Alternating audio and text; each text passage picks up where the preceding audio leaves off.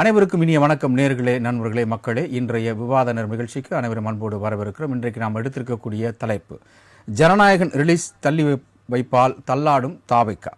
விஜய் காங்கிரஸ் இணைந்தால் மீண்டும் பவருக்கு வரும் சந்திரசேகர். பேரத்திற்கு படியாமல் போக்கு காட்டும் தேமுதிக. யாருடன் அணி சேர்வது குழப்பத்தில் ராமதாஸ் ஓபிஎஸ். கூட்டணிக்கு முடிவுகள், அதாவது கூட்டணி முடிவுகள் தெளிவாக எத்தனை நாட்களாகும் என்கின்ற அடிப்படையில் இன்றைய விவாதம் நிகழ்ச்சி பயணிக்க இருக்கிறது. நிகழ்ச்சியை ஆரம்பிப்பதற்கு முன்பதாக ஒரு சில விவரங்களை பார்த்துவிட்டு நாம் நிகழ்ச்சிக்கு உள்ளே நுழையலாம். முதலாவது, 2026 சட்டமன்ற தேர்தலுக்கு இப்பொழுதே கூட்டணிகளை அதிமுகவும் சரி திமுகவும் சரி பலப்படுத்தி வருகிறது. ஆனால் 2025 வி சாலையில் தன்னுடைய கட்சியை அறிமுகம் செய்துவிட்டு நம்மோடு கூட்டணிக்கு வருவார்கள், அவர்களுக்கும் நாம் பங்கு கொடுக்க வேண்டும் என்கின்ற அடிப்படையில் கூட்டணி கதவை திறந்து வைத்த தாவைக்காவிற்கு இன்னும் எந்த கட்சியும் கூட்டணியில் இணையவில்லை. குறிப்பாக காங்கிரஸ் மட்டுமே வந்து சேரலாம் என்கின்ற அடிப்படையில் அந்த கருத்தோட்டம் ஓடிக்கொண்டிருந்தது. அப்புறம் சமீபத்தில் 2 வாரத்துக்கு முன்பதாக ஞாயிற்றுக்கிழமையில் காங்கிரசினுடைய மேலிட பொறுப்பாளர்களும் தமிழிட மேலிட பொறுப்பாளர்களும் அமர்ந்து தமிழகத்தில் இருக்கக்கூடிய இந்த கூட்டணி குறித்த பேச்சுவார்த்தையை நம்ம எப்படி தொடங்கலாம், யாரோடு தொடங்கலாம் என்கின்ற அடிப்படையில் அவர்கள் கலந்து ஆலோசித்தார்கள். பின்னர் காங்கிரஸ் கமிட்டியினுடைய தேசிய செய்தி தொடர்பாளர் KC வேணுகோபால் அவர்கள் வெளியே வந்து கூட்டணி குறித்து தலைமை முடிவு செய்யப்படும், அதுவரை தமிழகத்தில் இருக்கக்கூடிய முன்னணி தலைவர்கள் கூட்டணி குறித்து நீங்கள் எதுவும் விவாதிக்க வேண்டாம், குறிப்பாக பொது வெளியில் அதுவும் குறிப்பாக சமூக வலைதளத்தில் நீங்கள் வந்து அதை குறித்து எதுவும் பேச வேண்டாம் என்ற அடிப்படையில் காங்கிரஸினுடைய கருத்தாக ஒலித்திருந்தார். இன்றைக்கு ஒரு திருமண விழாவில் தாவைக்கா தலைவரும் நடிகருமான விஜய் அவர்களுடைய தந்தை இயக்குனர் சந்திரசேகர் அவர்கள் கலந்து கொண்டு விட்டு செய்தியாளர்களை சந்திக்கும் பொழுது கேட்ட கேள்விகளுக்கு அவர் முன்வைத்தது, விஜயுடன் காங்கிரஸ் சேருமானால் மீண்டும் பவருக்கு வரும் என்கின்ற அடிப்படையில் ஒரு ஆருடத்தை சொல்லிவிட்டு சென்றிருக்கிறார். அதாவது விஜயுடைய அரசியல் பயணத்திற்கு முதலாவது ரசிகர் மன்றத்தை வித்திட்டவர் மரியாதைக்குரிய இயக்குனர் சந்திரசேகர் அவர்கள் தற்பொழுது இந்த ஒரு விஷயத்தை பேசிக் கொண்டிருக்கிறார். அது மட்டும் இல்லாமல் திமுகவில் காங்கிரஸினுடைய நிலை இன்னும் கேள்விக்குறியாகவே இருக்கிறது என்கின்ற அடிப்படையில் நேற்று நயினார் நாகேந்திரனும் சரி, காங்கிரஸ் ஒரு சில நாட்களில் திமுக கூட்டணி விட்டு வெளியேறும் என்கின்ற அடிப்படையில் இபிஎஸ் அவர்களும் கருத்துக்களை முன்வைத்துக் கொண்டிருந்தார்கள். எது எப்படியோ இன்றைய விவாத நிகழ்ச்சி தாவைக்காவோடு காங்கிரஸ் இணைய இருக்கிறதா என்கின்ற அடிப்படையில் நகர இருக்கிறது. அது மட்டும் இல்லாமல் தேமுதிக நாங்கள் வந்து கடலூரில் எங்களுடைய மாநாட்டில் சொல்கிறோம் என்கின்ற அடிப்படையில் அவங்க தேமுதிகவுடைய பொதுச் செயலாளர் மரியாதைக்குரிய திருமதி பிரேமலதா விஜயகாந்த் அவர்கள் சொன்னார்கள். ஆனால் அங்கு கூட்டணி அறிவிக்கவில்லை, நாங்கள் கூட்டணியை விரைவில் யாரோடு சேர்கிறோம் என்கின்ற அடிப்படையிலையும் நிர்வாகிகள் விரும்புகிற கட்சியோடு கூட்டணியும் என்கின்ற விஷயத்தை முன்வைத்திருக்கிறார்கள். அவர்களும் தாவைக்கா பக்கம் வருகிறார்களா என்கின்ற ஒரு மிகப்பெரிய ஒரு கேள்விக்குறி இருக்கிறது. ராமதாஸ் அவர்கள் அன்புமணி அவர்கள் இடையே ஏற்பட்ட கருத்து மோதலால் கட்சி 2ஆக பிளவுபட்டிருக்கிறது. அதில் குறிப்பாக வந்து தேர்தல் ஆணையம் அங்கீகரித்த பாமக என்கின்ற அடிப்படையில் பார்க்கும் பொழுது அது அன்புமணிக்கே சொந்தமாக இருக்குது என்ற தேர்தல் ஆணையம் வெளியிட்டிருக்கிறது. அதன் அடிப்படையில் அதிமுகவோடு அவர் கூட்டணி வைத்து என்டிஏவோடு 2026 சட்டமன்ற தேர்தலை சந்திக்கிறார். அவர் ஒரு பக்கம் நிலைப்பாடு இருக்குது. ராமதாஸ் யார் பக்கம் செல்கிறார் என்கின்ற ஒரு விஷயம் இருக்கிறது. இந்த வன்னியர் கட்சியிலும் பார்க்கும்போது 60க்கு 40 என்கின்ற அடிப்படையில் 60% ராமதாஸ் அவர்களுக்கு வாக்குகளும் 40% அன்புமணிக்கு அவர்களுக்கு வாக்குகளும். ஆனால் எதிர்காலத்தில் பாமகவை வழிநடத்துவர் அன்புமணி என்கின்ற அடிப்படையில் ஸோ அந்த 10% 20% மட்டும்தான் அங்கே ஆஸ்லேஷனாக இருக்குது. இப்போது ஓபிஎஸ்க்கு டிடிவி தினகரன் நேரடியாகவே அழைப்பு விடுத்தார். குறிப்பாக புதன்கிழமை மதுரையிலிருந்து பேசும் பொழுது ஓபிஎஸ் அவர்கள் என்டிஏ கூட்டணிக்கு வந்தால் நலமாக இருக்கும், கூட்டணி பலமாக இருக்கும் என்கின்ற ஒரு அழைப்பை விடுத்திருக்கிறார். ஸோ ஆனால் வந்து எனக்கு எந்த அழைப்பு வரலை அப்படின்னு ஓபிஎஸ் சொல்லியிருக்கிறாரு. ஸோ அது வாய்ப்பா மறுப்பா என்கின்ற அடிப்படையில் அதையும் பார்க்கலாம். இன்னும் ஒரு சில நாட்களில் தலைமை தேர்தல் ஆணையர் தமிழகத்துக்கு வர இருக்கிறார்கள். சட்டம் ஒழுங்கு, அது மட்டும் இல்லாமல் வாக்குச்சாவடிகள், அது மட்டும் இல்லாமல் அந்த வாக்கு இயந்திரங்கள் குறித்த விவாதங்கள் எல்லாம் விவாதிக்க இருக்கிறார். அதன் பிறகு மார்ச் மாதத்தில் தேர்தல் தேதி தமிழக சட்டமன்றத்திற்கு அறிவிக்கப்படலாம் என்கின்ற ஒரு வாய்ப்பு இருக்கிறது. ஆனால் இன்றைக்கு திருச்சியில் காலையில் கலந்து கொண்ட தமிழக முதலமைச்சர் மு.க. ஸ்டாலின் அவர்கள் என்ன சொல்லியிருக்கிறார், இன்னும் 2 மாதத்தில் தேர்தல் வந்துவிடும், எனவே உடனடியாக அனைவரும் தயாராக இருக்க வேண்டும் என்று சொல்லியிருக்கிறார்கள். ஆக மார்ச் இறுதி அல்லது ஏப்ரல் 2வது வாரத்தில் நமக்கு தமிழகத்துக்கு தேர்தல் வரக்கலாம். ஸோ இப்படி நடந்து கொண்டு இருக்கிற இந்த சூழ்நிலையில் தாவைக்கா இன்னும் வந்து ஜனநாயகன் ரிலீஸ்லேயே குறியாக இருப்பதால் அது ஒரு தள்ளாட்டம் ஏற்பட்டிருக்கிறதா என்கிற அடிப்படையில் இன்றைய நிகழ்ச்சி பயணிக்க இருக்கிறது. அழைப்பாளர்களை அறிமுகம் செய்து வைக்கலாம். முதலாவது இணையமொழியாக இணைந்து கொண்டு தன்னுடைய கருத்துக்களை முன்வைக்க தயாராக இருக்கிறார் அரசியல் விமர்சகர் தூத்துக்குடி செல்வம் அவர்கள். வரவேற்கிறோம். மாலை வணக்கம் சார். வணக்கம். அடுத்தபடியாக தமிழ்நாடு காங்கிரஸ் கமிட்டியினுடைய செய்தி தொடர்பாளர் மரியாதைக்குரிய சந்திரசேகரன் அவர்கள் இணைந்திருக்கிறார். வணக்கம் சந்திரசேகர் சார். வணக்கம். அடுத்தபடியாக அரங்கினில் உயர்நீதிமன்ற வழக்கறிஞர் திரு கரு ஜெயக்கரன் அவர்கள் இணைந்திருக்கிறார். வணக்கம் ஜெயக்கரன். அடுத்தபடியாக தமிழ்நாடு இளைஞர் கட்சியும் தாவேக ஆதரவாளருமான ஜேம்ஸ் மார்டின் அவர்கள் இணைந்திருக்கிறார். வணக்கம் ஜேம்ஸ். ஜேம்ஸ் மார்டினுக்கும் தாவேகாவுக்கும் மிகப்பெரிய ஒரு தொடர்பு இருக்கிறது அப்படின்னு தான் நம்ம பார்க்க முடியும். ஏன் அப்படின்னா லாட்ரி மார்டின் அவருடைய மருமகன் திரு ஆதவ் அர்ஜுனா அவர்கள் இந்த தேர்தல் பணிக்குழுவில் முதன்மை செயலாளராக இருக்கிறாரு. ஸோ அந்த வகையில் ஒரு மார்டின் நீங்கள் வந்திருக்கீங்க. உங்கள்கிட்ட இருந்து தான் அந்த நிகழ்ச்சியை நான் ஆரம்பிக்கிறேன். மார்டின், தாவேகாவுக்கு மிகப்பெரிய ஏறுமுகம் அப்படின்னா அந்த சனிக்கிழமை பயணம். அது 3 சனிக்கிழமை வெற்றிகரமாக பயணப்பட்டது.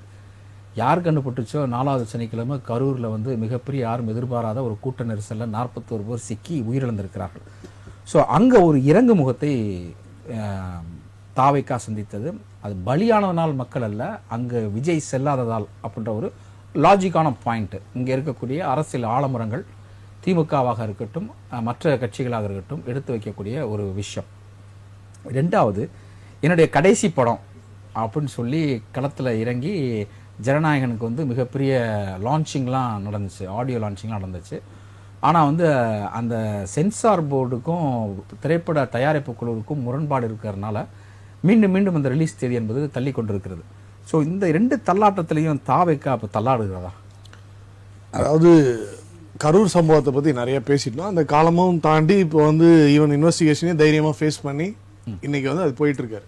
ஸோ அதே மாதிரி ஜனநாயகன் படம் திரைப்படமாக தான் பார்க்குறாங்கன்றது ரொம்ப தெளிவாக தெரியுது. ஏன்னா அதுக்காக தான் கோர்ட்டுக்கு போயிருக்காங்க. ஸோ அதை பற்றி கலக்கமாக இருந்திருந்தா என்னை இப்படி சதி பண்ணிட்டீங்களே, இல்லை என்னை இப்படி அடக்குறாங்க அப்படின்ற ஒரு ஏக்கத்தையோ வருத்தத்தையே வெளிப்படுத்தல. இல்ல வெளிப்படுத்த உங்க செயல் வீரர் கூட்டத்துல செயல் வீரர் கூட்டத்துல என்ன சொல்றாரு, நமக்கா அவர் அதான் ஸ்டேட்மெண்ட் எப்படி சொல்லணும், அழுத்தமா நமக்கா அதுவும் அடங்கி போற ஆளா நானுன்ற ஒரு ஸ்டேட்மெண்ட். அதுவும் நேரா அந்த வார்த்தை கூட உபயோகப்படுத்தல. என்னுடைய திரைப்படத்தை சொல்லிட்டு அழுத்தம் அப்படின்றது அர்த்தம் என்ன சொல்றாரு, எனக்கு அழுத்தம் கொடுக்கறதா நினைக்கிறாங்க, அது என்னைக்கும் சாத்தியம் இல்ல, அடங்கி போற ஆளா நானு அப்படின்னு அதை கடந்து போறாரு. அப்ப என்ன அர்த்தம் அப்படின்னா திரைப்படத்தை திரைப்படமா பாக்குறாங்க. அதுல உள்ள சிக்கல்களை திரைப்படம் ப்ரொடக்ஷன் டீம் ஜனநாயக ரீதியாக அணுகிட்டு இருக்காங்க.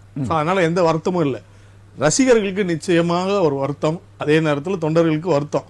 என்ன அப்படின்னா தன்னுடைய தலைவன் இன்னைக்கு ஒரு அரசியல் களம் காண போகிறாரு. இந்த வருஷத்துல தேர்தலை சந்திச்சு மக்களுடைய பெரும்பான்மையான வாக்குகளை பெற போறாரு. அவரை மீண்டும் கடைசியா ஒரு முறை திரையில பார்த்துட்டு அப்படியே போய் வாக்கு செலுத்துறதுக்கு ஆசைப்படுவாங்க. அதை இன்னைக்கு தள்ளி போடும் போது நிச்சயமா ரசிகர்கள் மத்தியில ஒரு இது இருக்கும். இப்ப உங்களுடைய ரசிகர் தான் வாக்காளராக இருக்காங்க, உங்களுடைய வாக்காளர் தான் விஜயனுடைய ரசிகராக இருக்காங்க. ஸோ கரூரில் ஏற்பட்ட விஷயம் அவங்க மனசில் இருந்து இன்னும் வெளியே போகிறதுக்குள்ள ஜனநாயகனுக்கு தொடர்ந்து அடிமேல அடியாக ரிலீஸ் தேதி டிலே ஆகிட்டே இருக்கு. இது உங்க ரசிகர்கள் மத்தியிலும் உங்க வாக்காளர் மத்தியிலும் ஒரு சுணக்கத்தை ஏற்படுத்தி இல்ல, அதாவது இன்னும் இது ஏற்படுத்துது. அதாவது ஒரு சிலையை உருவாக்கணும்னா என்ன பண்ணணும், அதை செதுக்கி தான் உருவாக்கணும். இன்னைக்கு காலையில அவருடைய தந்தையாருடைய பேச்சு கூட என்ன செதுக்கிய சிலை விலை போகாம இருக்காதான், விலை போகாமல் இருக்குதுன்றதுக்கு இன்னும் காலம் இருக்கு. 2 மாசத்துல தெரிய போகுது எவ்வளவு விலை போகுது அப்படிங்கிறது. இன்னைக்கு அதோடைய விலை மதிப்பு தெரிந்ததுனாலதான் இந்த அழுத்தத்தையே தராங்க. இன்னைக்கு எங்க கூட வாங்கன்ற எல்லா கட்சிகளுடைய அழைப்புகளும் எதற்காக, அவர் வந்தாருன்னா நம்மளால நிக்க முடியும் அப்படின்னு. ஆனால் அவர் ரொம்ப தெளிவா சொல்றாரு. என்னது முதல்ல என்ன சொல்றாரு, யாரை எதிரின்றத ரொம்ப தெளிவா நிர்ணயிச்சிட்டார். கொள்கை ரீதியாகவும் சரி அரசியல் ரீதியாகவும். அதாவது இந்த தேர்தல்ல திமுகவுக்கு நாங்க தான் எதிரி, திமுக எதிர்த்து தான் அரசியல் பண்றோம். இப்ப அதிமுக காங்கிரஸ் மீது எல்லாமே யாரையும் எதிர்க்கல. அந்த நேரத்துல கூட்டணியோட நண்பர்களோட யார் வந்தாலும் நாங்கள் அரவணைக்கிறோம். இன்னைக்கு ஒரு ஸ்டாண்ட் வந்துகிட்டே இருக்கு. அதானே இப்ப டைம் வந்துருச்சு, நெருங்க. இப்ப அதே நேரத்துல இப்போ தேர்தலுக்கு என்ன வேலையோ அதுக்கு முழு நேரத்துல அவங்க வேலை செய்யறதுக்காக தான் அவர் இப்ப பேசியிருக்கிறார். மக்களுக்காக தான் நான் வந்திருக்கிறேன், என்னுடைய சம்பளம் எல்லாத்தையும் விட்டுட்டு. இப்ப சினிமாவுக்கு வருத்தப்படுறவர் ஏன் மறுபடியும் அரசியலுக்கு வரப்போறாரு, எல்லாம் தெரிஞ்சுதான் வந்திருக்காரு. இன்னைக்கு பிரைம் டேட்டுக்கு கிட்டத்தட்ட அடுத்த 10 வருஷத்துல ஒரு 1500 கோடி குறைந்தபட்சம் அவரால் சம்பாதிக்க முடியும். ஆனா அவரே என்ன சொல்றாரு, ஏன்னா இந்த பிரைம்ல இருக்கும் போதே நான் எல்லாத்தையும் விட்டுட்டு எனக்கு வேண்டாம், மக்களுக்காக தான் நான் வந்திருக்கேன். அப்போ மக்களை தான் அவர் நம்புறாரு. மக்களோட இல்ல லைம் லைட்ல நான் இருக்கிறேன், வருடத்திற்கு 1000 கோடி ரூபாய் சம்பாதிக்கிறேன், இதையெல்லாம் நான் விட்டுட்டு வரேன்றது அவர் அரசியலுக்கு வரக்கு உண்டான தகுதியா நம்ம பாத்துக்கலாம். ஆனால் மக்கள் மத்தியில் ஒரு கேள்வி இருக்குது. என்ன கேள்வி அப்படின்னா, இவ்வளோ விஷயம் செய்கிறாரு, அவருடைய ஓப்பனிங் ஷோக்கு எங்களால் சாதாரண ஒரு சாமானியன் போய் பார்க்க முடியல. ஏன்னா ஒரு கிராம் தங்கத்தை விட இன்றைக்கி வந்து அவருடைய ஓப்பனிங் டிக்கெட், ஏன்னா அவருக்கு மாஸ் ரசிகர்கள் எவ்வளோ வேணால் காசு கொடுத்து பார்க்க போவாங்க. ஆனால் ஒரு சாமானியன் ஒரு நான் உனக்கு ஓட்டு போட வரேன், உங்களுடைய கடைசி படம் 100 ரூபா டிக்கெட்டை என்னால் 100 ரூபா கொடுத்து என்னால் பார்க்க முடியல, 1000 ரூபா கொடுத்து பார்க்குற மாதிரி இருக்குது. உங்கள் படத்துக்கே நீங்களே இந்த மாதிரி டிக்கெட்டுக்கு காசு வாங்காதீங்கன்னு ஏன் நீங்கள் சொல்ல மாட்டேன்றீங்கன்னா ஒரு சாமானியனோட ஒரு ஆதரவு. சாமானியன் இந்த ஒரு படத்துக்கு மட்டும் போகணும்னு நினைக்க மாட்டாங்க சார். திரைப்படம்ன்றது அனைவருக்கும் பொது, கலைன்றது பொது. அரசாங்கம் நிர்ணயிக்கிற விலைக்கு தானே போறாங்க. விஜய் அவர்களை நிர்ணயிக்கிற தியேட்டர்ல. ஸோ இதுக்கும் அதுக்கும் பொருட்படுத்த முடியாது. நம்ம இப்போ இலவசமா அதுக்காக இலவசமா வந்து கொடுங்கன்னு வந்து சொல்லலாம் மக்கள், அதுவும் சாத்தியம் இல்லை. இல்ல அரசாங்க விற்பனை என்பது 200 ரூபாய் 100 ரூபாய் அதிகபட்சமா சொல்றது. நீங்க சொல்றது அதிகபட்சம் இவ்வளவுதான். இப்ப நீங்க ஒரு மாலுக்கு போறீங்கன்னா இன்னும் போனா ஒரு 50 ரூபாய் அதிகம். 250 ரூபாய்னு வச்சுக்கலாம். இப்போ ஒரு சாதாரண தியேட்டர்ல, சென்னையில் இருக்கிற ஒரு பிரபலமான ஒரு தியேட்டர்ல வந்து 250 ரூபாய்க்கு டிக்கெட் ஓப்பனிங் FDFC FS வந்து 250 ரூபாய்க்கு விற்கிறாங்க, 2500 ரூபாய்க்கு விற்கிறாங்க. அதையும் விஜய் வந்து குரல் கொடுத்து கேட்க மாட்டேன்ற ஒரு கேள்வி இருக்கு சார். விஜய் அவர்களுக்கு தெரிந்தால் தானே இது வந்து தரைமட்டத்தில் நடக்கிறது தானே சார். இது தரைமட்டத்தில் இருக்கும். இன்னொன்னு இது வந்து பாத்தீங்கன்னா இது விஜய் அவர்கள் மட்டும் கிடையாது. இந்த மாதிரி நடக்கிற வந்து பிளாக் ஆப்ஸ் வந்து யாருனாலும் குறை கொடுக்கலாம். இப்ப இந்த பிளாக்ல வைக்கிறதெல்லாம் வந்து யார் பண்ணுவாங்கன்னு நினைக்கிறீங்க? லோக்கல்ல இதுக்குன்னே என்னோட கடைசி படம், இந்த படத்துக்கு வந்து மக்கள் எல்லாரும் வந்து பார்க்கணும், அதனால ரேட் வாங்க கூடாதுன்னு ஒரு ஓப்பன் ஸ்டேட்மெண்ட். ஏன்னா அரசியலுக்கு வந்துட்டார்ல. இப்போ வந்து அது வந்து எங்க இருக்கு, கேஸ்ல இருக்கு. மறுபடியும் கண்டிப்பா சொல்லுவாரு. இப்போ உங்க கருத்துக்களை பார்ப்பாங்க இல்லையா, ஓ மக்கள் இவ்வளவு தூரம் வந்து இந்த மாதிரி என்னுடைய திரைப்படத்திற்கு வந்து அவதிப்படுகிறார்களோ, அப்போ நான் வந்து கண்டிப்பா வந்து அதுக்காக வந்து குரல் கொடுக்கலாம். அது வருங்காலம். ஆனால் எல்லாரும் வந்து என்னன்னா திரைப்படத்தை தாண்டி அரசியல் தலைவராக பார்க்க ஆரம்பிச்சாச்சு. இன்னைக்கு அவர் அரசியல் பார்வையில தான் பாக்குறாரு. இப்ப நேத்துமே அரசியல் நெருக்கடி ரொம்ப இருக்கும் விஜய்க்கு. இப்போ சார் அரசியல் நெருக்கடி யாருக்கு இல்லைன்னு நினைக்கிறீங்க? இப்போ இன்னைக்கு பேசுற கூட்டணியில பேசுற ஒருத்தரும் பாத்தீங்கன்னா நேத்து ஒரு நிலைமையில இருக்கிறாங்க, இன்னைக்கு ஒரு நிலைமையில இருக்கிறாங்க, நாளைக்கு என்ன நிலைமையில இருப்பாங்கன்றது தெரியல. இப்ப உதாரணத்துக்கு சமீபத்துல அமைந்த கூட்டணி வரைக்கும் பாத்தீங்கன்னா ADMK கூட்டணி ஆகட்டும், அவங்க கூட்டணிக்குள்ள வர வரைக்கும் கூப்பிட்டுட்டே இருந்தாங்க. இன்னைக்கு வந்து வேற வழி இல்லை, தெரிஞ்சு போச்சு, வழி இல்லை இனிமேல் அப்படின்ற போது நமக்கு முந்தி இருக்கிறாங்க தாவேகா சர்வேல, நம்ம அவங்கள வந்து முந்தறதுக்கு போராடுவோம், வேற வழி இல்லைன்ற நிலைமைக்கு வந்துட்டாங்க அப்படிங்கறதான் பார்க்க முடியுது. அதே மாதிரி டிடி அவர்களுடைய இதெல்லாம் பாத்தீங்கன்னா ஏதோ வேண்டா வெறுப்பா நான் வந்து சேர்ந்திருக்கிறேங்கிற மாதிரி, பாஜக கூட சேரவே மாட்டோம்னு சொன்ன அதிமுக சேர்ந்திருக்காங்க. அப்போ யாருக்கு இங்க தயக்கம்? இங்க வந்து கூட்டணிக்கு யாரு வரலனாலும் சரி, வந்தாலும் சரி, தேர்தலை களம் காண போகிறோம். அப்ப நேற்று முதலமைச்சர் முந்தானத்து சொன்ன மாதிரி அந்த அதிமுக கூட்டணி வந்து பிளாக்மெயில் பண்ணி கூட்டணி சேர்த்திருக்காங்கன்னு சொல்றீங்களா? பிளாக்மெயில், அது ஆப்வியஸ்லி அதை தானே சொல்றாரு.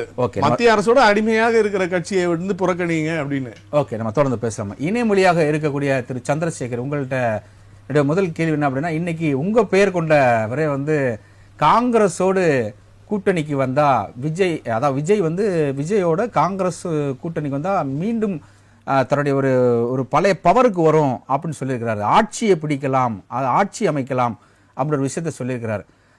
சொன்னவர் வந்து சந்திரசேகர். இதற்கு இந்த சந்திரசேகர் என்ன சொல்ல போறார்? அதாவது முதல்ல அந்த சந்திரசேகர் வந்து விஜய் அவர்களுடைய தந்தையாக இருக்கலாம். ஆனா அவர் பவருக்கு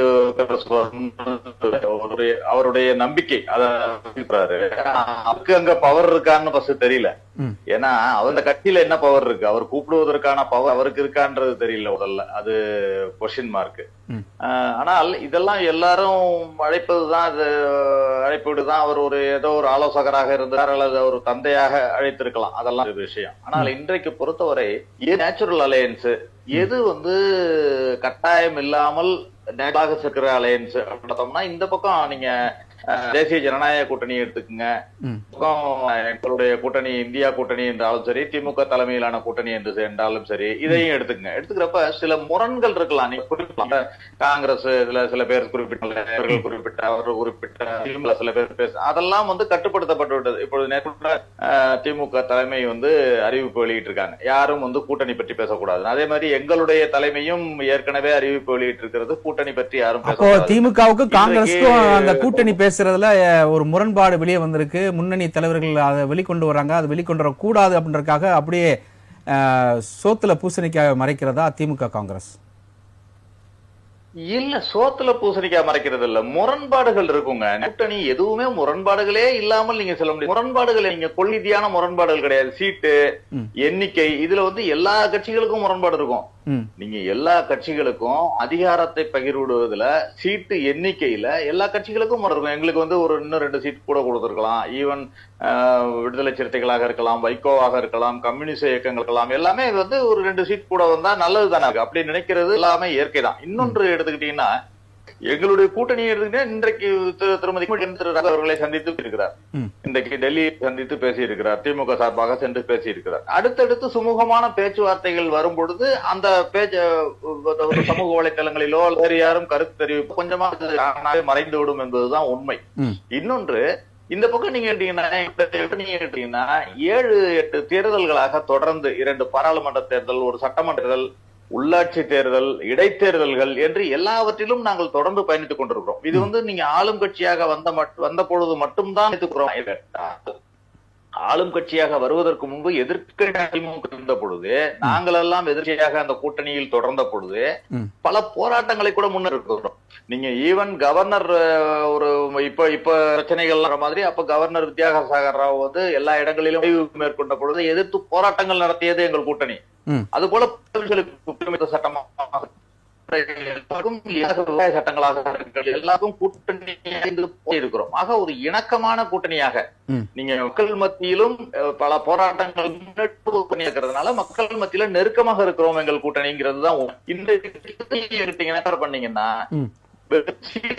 மட்டுமே இன்றைக்கு இணைந்திருக்கிறார்கள். அதுல சொல்ற ஒரே ஒரு விஷயம், அவங்க திமுக தோற்கடிக்க வேண்டும் என்ற ஒரு நோக்கத்துக்காக சேர்ந்திருக்கும் என்று சொல்கிறார்கள். அதுலேயும் பல முரண்கள். நீங்க பாஜகவிற்கும் அதிமுகவிற்கும் இன்னும் நிலை வரவில்லை. இன்றைக்கு மோடி அவர்கள் வந்த பொழுது அதிமுக என்ற பெயரை எடப்பாடி பழனிசாமி தலைமையில் ஆட்சி அமையும் என்றோ ஒரு வார்த்தை சொல்லவில்லை.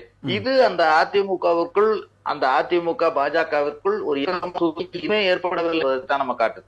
அது மாதிரி பாஜக நம்மை வந்து விழுங்கி விடுவார்கள் அல்லது அதிமுகவை அழித்து தங்களை அது ஓகே சார். அது வந்து நமக்கு வந்து பார்க்கக்கூடிய ஒரு ஸ்டாட்டிஸ்டிக்ஸா நம்ம பார்க்கிறோம். ஆனா வந்து இந்த திமுக காங்கிரஸ் கூட்டணிக்குள்ள இருக்கக்கூடிய முரண்பாடு என்ன அப்படின்னா, தென் தமிழ்நாடுல மன்னிக்கணும், அதாவது இந்தியாவில் இந்தியா கூட்டணி ஓகே, ஆனால் வட இந்தியாவில் இந்தியா கூட்டணியில் மிகப்பெரிய ஒரு மைனஸ் ரோலில் கொண்டு போய் விட்டது வந்து திமுக தான். அது உதாரணத்துக்கு உதயநிதி ஸ்டாலின் வந்து சனாதனத்தை பேசுறதுனால வட இந்தியாவில் பிஜேபிக்கு வந்து லாட்டாக கிடைச்ச ஒரு ஜாக்பாட் மாதிரி.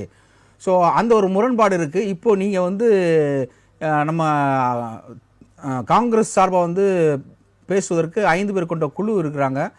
30 தொகுதியில் வரைக்கும் வந்து அவங்க கேட்டிருக்கிறாங்க. ஆனால் வந்து உங்களுக்கு ஒதுக்கப்பட்டது 25 தான், அதுக்கு மேலே கொடுக்க முடியாதுன்ற ஒரு அடிப்படையில் போயிட்டு இருக்கும்போது தாவேகா பக்கம் நகர்ந்தால் உங்களுக்கு வந்து குறைந்தபட்சம் ஒரு 40 தொகுதினாச்சும் கிடைக்கக்கூடிய ஒரு வாய்ப்பு இருக்குது அப்படின்னு சொன்னாலும், ஏன் உங்களுடைய காங்கிரஸில் பெரும் தலைவர்கள் இதற்கு ஆட்சேபனை தெரிவிக்கிறார்கள்? என்ன காரணம்? தோத்துறோன்ற ஒரு பயமா?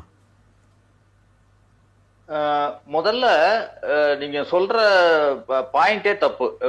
உதயநிதி ஸ்டாலின் சொன்ன அந்த கருத்துக்கு எதிராக வட இந்தியா இருந்தது, அதனால் தான் அங்கு வந்து இந்தியா கூட்டணி தோற்றது என்பதே என்ற கருத்தே தவறு. நீங்க அப்படி எடுத்துக்கொண்டா தான் தேர்தல் பாஜக தேர்தலை சந்திச்சிச்சு. ஆனா ராமர் கோயில் அயோத்தி ராமர் கோயில் கட்டின பிறகு அந்த அயோத்தி இருந்த பைசாபாத் தொகுதியில அவங்க தோண, அது மாதிரிதான் அவர்கள் தோத்திருக்க வேண்டிய காரணம் இல்லையே, தெரியலையே. அவங்க ஜெயிச்சிருக்கணும்ல, அந்த தொகுதியிலேயாவது ஜெயிச்சிருக்கணும்ல. அந்த ராமர் கோயில் கட்டினது அதற்கும் இதற்கும் சம்பந்தம் இல்லை என்பதை முதல்ல தெரிவித்துக் கொள்ள விரும்புறேன். நான் சொன்னது கூட தவறாக கூட இருந்துட்டு போட்டோம். ஆனா அமித்ஷா அவர்களும் சரி, அதுக்கடுத்து வந்து பிரதமர் மோடி அவர்களும் சரி, ஒரிசாவில் வந்து என்ன சொன்னாங்கன்னா, இந்து சனாதனத்திற்கு எதிரான கூட்டணி உங்களை சந்திக்க வருகிறார்கள், தமிழ்நாட்டில் இந்த மாதிரி இப்படி பேசுறாங்கன்னு சொல்லி அமித்ஷா பேசியிருக்கிறாரு. அப்ப அவர் சொன்னது சரியா தவறா? உங்க கூட்டணி விமர்சனம் பண்ணியிருக்கிறார். இல்லைங்க, அவர்கள் வந்து அதை தவிர அவர்களுக்கு வேற கொள்கை கிடையாதுங்க. நீங்க அவர்கள் வந்து தாங்கள் செய்த திட்டங்களையோ, பாஜகவை பொறுத்தவரை ஒவ்வொரு தேர்தலுக்கும் தாங்கள் செய்த திட்டங்கள், தாங்கள் விஷயங்களை பத்தி சொல்லி ஓட்டு கேட்டதா சரித்திரமே கிடையாது. இதுவரைக்கும் 3வது தடவை ஆட்சியில் இருக்கிறார்கள். அவர்கள் ஒவ்வொரு தேர்தலுக்கும்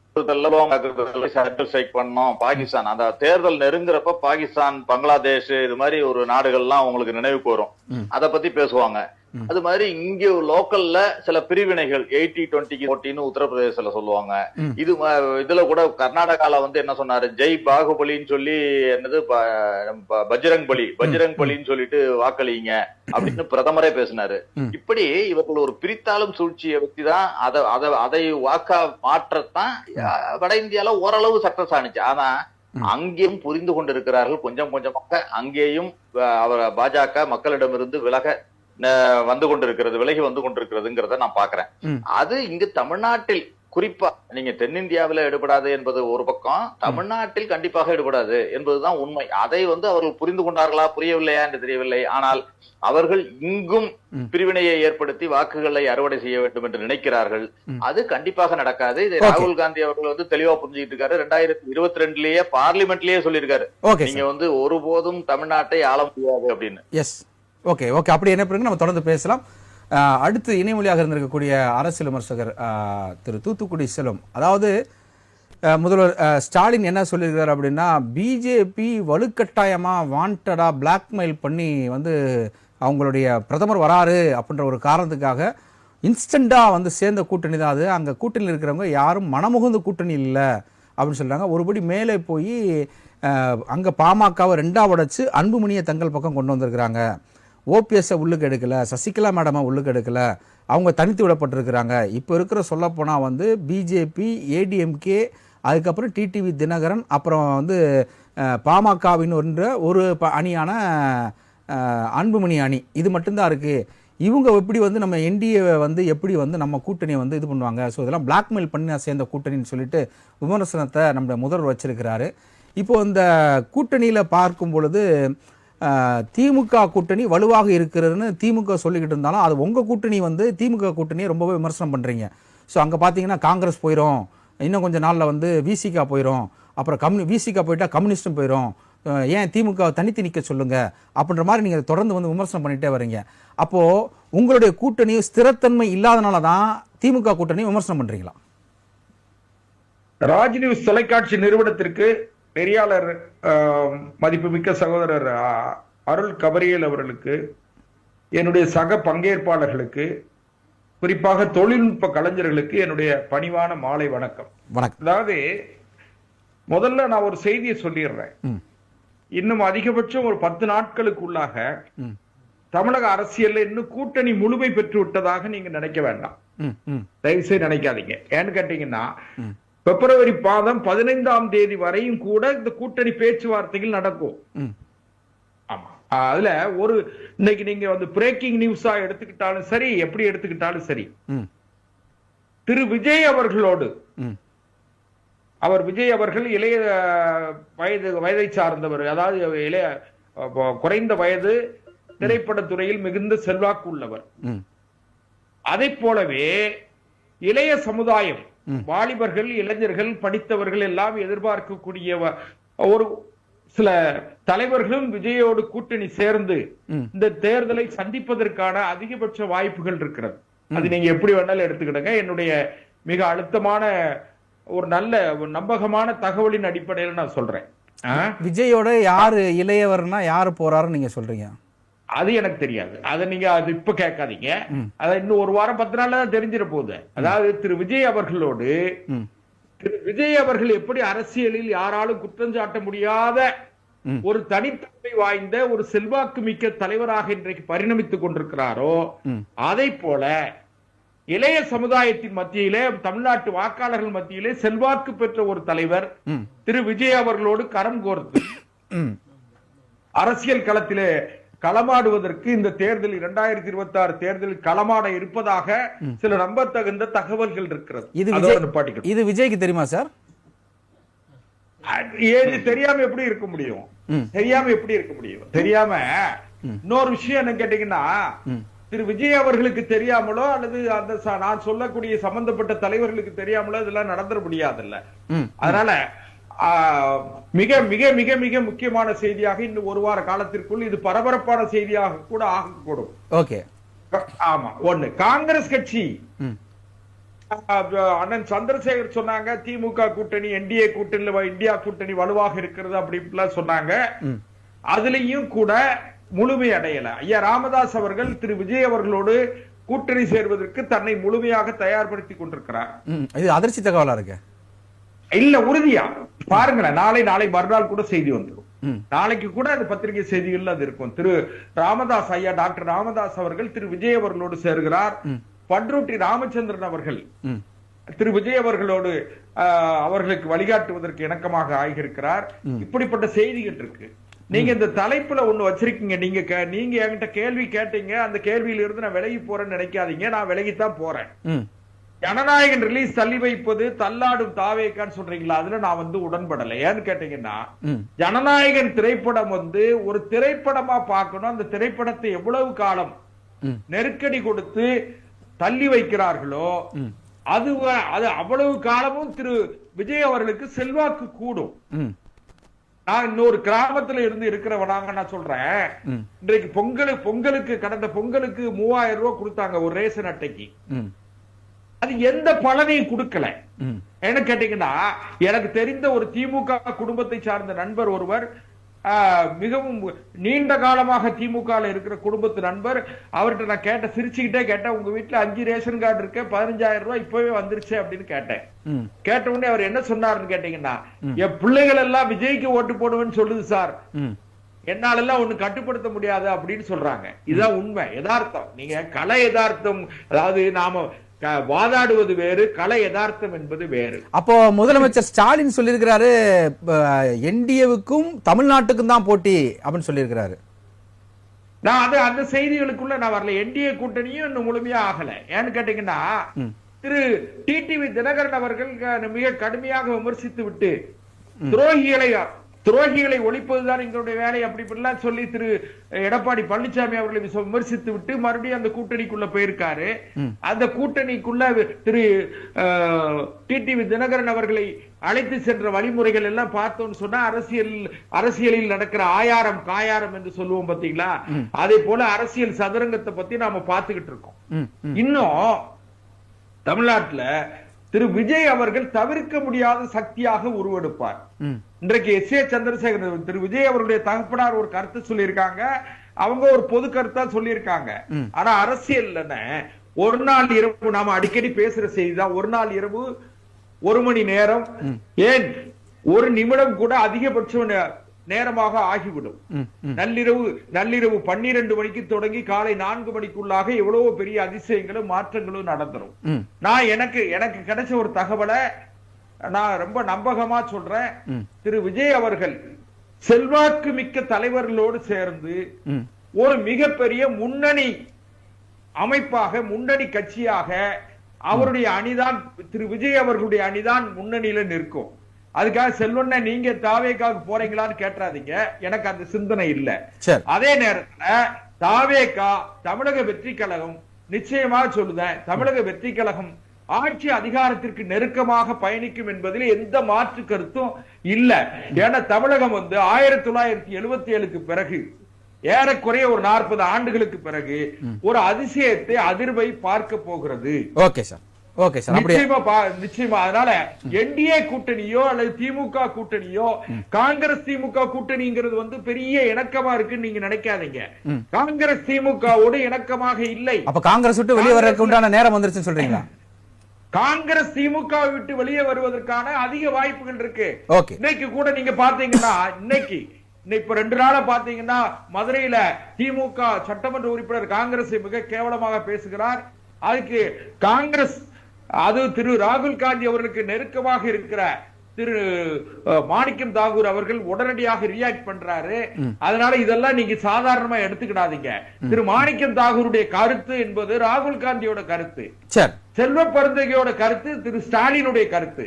அதனால ஒவ்வொரு கட்சியிலையும் சார் எப்பவுமே எப்படின்னு கேட்டீங்கன்னா, ஆளுங்கட்சியாக இருக்கிறவர்கள் தங்களுடைய அதிகாரத்தை பயன்படுத்தி எல்லா கட்சியிலையும் ஊடுருவாங்க. அதை போல திமுக காங்கிரசுக்குள் ஊடுருவி இருக்கிறது. திமுக ஆதரவு காங்கிரஸ், திமுக எதிர்ப்பு காங்கிரஸ் என்கிற 2 கோஷ்டி இருக்கு. அதுல நிச்சயமா அரசியல்ல ஒரு பெரிய அதிர்வு ஏற்படும். நம்ம தொடர்ந்து பேசலாம். எடுத்துக்கலாம். நம்ம தொடர்ந்து பேசலாம். அடுத்து அரங்கத்தில் இருக்கக்கூடிய திரு உயர்நீதிமன்ற வழக்கறிஞர் கரு ஜெயக்கணம், நான் கேள்வி வச்சிடறேன், எனக்கு பிரேக் அப்புறம் நீங்க பதில் சொன்னீங்க நல்லா இருக்கும். அதாவது ரொம்ப ஸ்டெடியான கூட்டணி, எங்கள் கூட்டணி என்டிஏவுக்கும் தான் தமிழ்நாட்டுக்கும் தான் வந்து போட்டி அப்படின்னு சொல்லிட்டு முதல்வர் பேசியிருக்கிறாங்க. இன்னைக்கு பல சுவரட்டிகள் பார்த்துருக்குறோம். டப்பா என்ஜின் அப்படின்னு சொல்லிட்டு என்டிஏ கூட்டணி வந்து ஒரு கேலி சித்திரம் போன்ற ஒரு சுவரட்டிகள் இன்னைக்கு நம்ம பார்த்தோம். இன்னைக்கு கூட கும்பகோணத்தில் சிறுபான்மையினருக்கு கேட்காமலேயே செய்யக்கூடிய கட்சி என்பது திமுக தான். ரெண்டு விஷயம் தான் இபிஎஸ்க்கு தெரியும். ஒன்று காலில் விழுகிறது, இல்லை காலை வாடுறது. இந்நாள் வரைக்கும் சிறுபான்மையினரை காலை வாரிட்டு தான் இருக்காங்கன்னு சொல்லிட்டு அந்த கூட்டத்திலையும் வந்து அரசியல் பேசியிருக்கிறார். என்ன கேள்வி என்ன அப்படின்னா, தாவேகா திமுகவை கரைக்கிறதா? இல்லை, அது போன்ற செய்திகளே தவறானது. இல்லை, விசிகா வருவாங்கன்னு சொன்னாங்க, எதிர்பார்க்குறோன்னு சொன்னாங்க, எதுவுமே நடக்கலையே. ஏன்னா அது அவங்க காங்கிரஸ் எதிர்பார்த்தாங்க. அதனால நான் என்ன சொல்றேன், திராவிட முன்னேற்ற கழகத்தின் கூட்டணியில் ஏதேனும் ஒரு பிரச்சனையை உருவாக்கி அதன் மூலமாக குளிர்காயலாம் என்று தமிழக வெற்றி கழகம் முயற்சி செய்தார்கள். இதனாலதான் பி டீம் ஆரம்பத்துல இருந்தே பாத்தீங்கன்னா தமிழக வெற்றி கழகத்து முதல்ல இருந்து அவங்களுடைய முதல் இலக்காக விடுதலை சிறுத்தைகளை அழைத்து பார்த்தார்கள், வரல. காங்கிரஸோடு இதுவரை முயற்சி செய்து கொண்டே இருக்கிறார்கள். காங்கிரஸில் இருக்கக்கூடிய குறிப்பாக நாடாளுமன்ற உறுப்பினர்களாக இருக்கக்கூடியவர்கள் தனி ஆவர்த்தனம் செய்வது போல் அவர்கள் பதவிக்கு எந்த பிரச்சனையும் இல்லை. நடக்குது சட்டமன்ற தேர்தல், அதனால அவங்க வந்து டெல்லியில இருந்து இருக்கக்கூடிய பேட்டியில் நேர்காணல்கள் கொடுத்துக்கிட்டே இருக்காங்க. அது வந்து நேரடியாகவே தேசிய தலைமைக்கு தெரிந்தோ தெரியாமலோ இல்ல மாநில தலைமையோடு பேசாமலோ பேசியோ ஏதோ ஒன்று செஞ்சுக்கிட்டு இருக்காங்க. தமிழக வெற்றி கழகத்தை பொறுத்தவரை திராவிட முன்னேற்ற கழகத்தை கரைக்கக்கூடிய அளவுக்கு வலுவான ஒரு கட்சியும் கிடையாது. அது அந்த கட்சியில் இதுவரை யாரு கூட்டணியில சேர்ந்திருக்காங்க அபிஷியலா? இல்ல, இன்ன வரைக்கும் இதுவரை கிடையாது. அதே போல அண்ணன் சொல்றாரு அந்த கட்சியை தான பார்த்து எல்லாரும் இதெல்லாம் உண்மை. அதாவது ஒரு புதிய கட்சி வருகின்ற பொழுது அந்த கட்சியினுடைய நீங்க ஆரம்பத்திலே சொன்னீங்க சனிக்கிழமைகள் வரக்கூடியது வந்து கட்சியை உயிர்ப்போடு வைத்திருந்ததுன்னு. நான் என்ன சொல்றேன், ஒரு புதிய கட்சியாக நீங்க ஆரம்பத்தில் ஒரு பொறுப்புணர்வோடு செயல்பட்டு இருந்தால் உங்களுடைய கட்சியிலே வந்து ஒரு தொண்டரணி போன்ற அமைத்து உங்களுக்கு நன்றாக தெரியும். தேமுதிக விஜயகாந்த் முதல்ல தொண்டரணியை ஃபார்ம் பண்ணிக்கிட்டு தான் கட்சி ஆரம்பிச்சார். அது போன்றெல்லாம் செய்யாமல் மக்கள் மீது எந்த விதமான அக்கறையும் இல்லாமல் மக்கள் மீது தொடர்ச்சியாக வன்முறையை கட்டவிழ்த்து விடுவது போல ஒரு 41 பேரை வந்து பழி வாங்கிய ஒரு இயக்கமாக நான் ஏற்கனவே சொன்ன போல தடை செய்யப்பட வேண்டிய அரசியல் இயக்கம் சொல்லியிருந்தேன். அந்த அடிப்படையில் பார்க்க தமிழக வெற்றி கழகத்தினுடைய செயல்பாடுகள் என்பது மற்றவர்கள் சொல்ல போல தற்குறித்தனம் என்று நான் கேவலமாக சொல்லிவிட மாட்டேன். அதற்கு வந்து மக்கள் செல்வாக்கை தவறாக பயன்படுத்தக்கூடிய ஒரு தலைவராக விஜய் இருக்கிறார் என்பது உண்மை. விஜயை பொறுத்தவரை அரசியலில் அவர் தந்தையார் சொல்லியிருக்காரு, பவர் வாங்கிறன்னு சொல்றாரு. அவர் உண்மையாக அரசியல் விழிப்புணர்வு உள்ளவர் தான். உங்களுக்கே தெரியும், எஸ் சந்திரசேகரன் தான் முதலில் விஜய்க்கு வந்து அரசியல் வந்து வரக்கூடிய சூழலை உருவாக்கியவர். நீங்களே சொன்னது போல அடிப்படையில் உருவாக்கியவர், மன்றத்தை அரசியலுக்கான ஒரு பாதையாக்கி ஆக்கியவர். ஆனாலும் கூட திரு சந்திரசேகரனுடைய அரசியல் ஆலோசனையை விஜய் கேட்பதாக எந்த ஒரு பதிவும் இல்லை.